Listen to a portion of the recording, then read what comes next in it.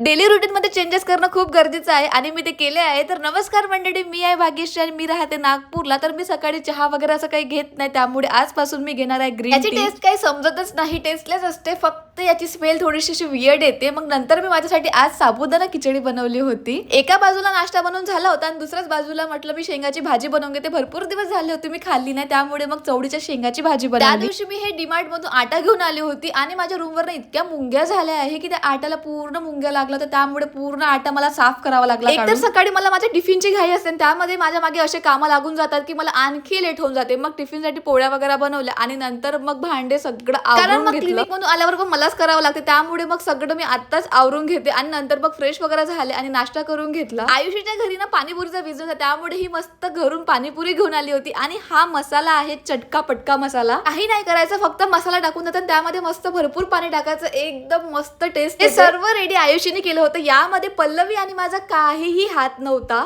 गुप्ता पाणीपुरीवाल्याने पाणीपुरी तर मस्त बनवली होती. आता ते बघून तर खूप छान वाटत होतं, पण माहिती नाही टेस्टला कशी असणार. आम्ही सगळ्यांनी मग ट्राय केली आणि खरंच खूप भारी होती. चटका पटका नावामध्येच चटका आहे. सो तुम्हाला तर हवा असेल तर कमेंट्स मध्ये नक्की सांगा, आयुषी तुम्हाला अवेलेबल करून देईल. आणि हा ब्लॉग मी आत्ताच एंड करते, कारण तुमच्या पण तोंडाला पाणी सुटत असेल. Okay, bye bye.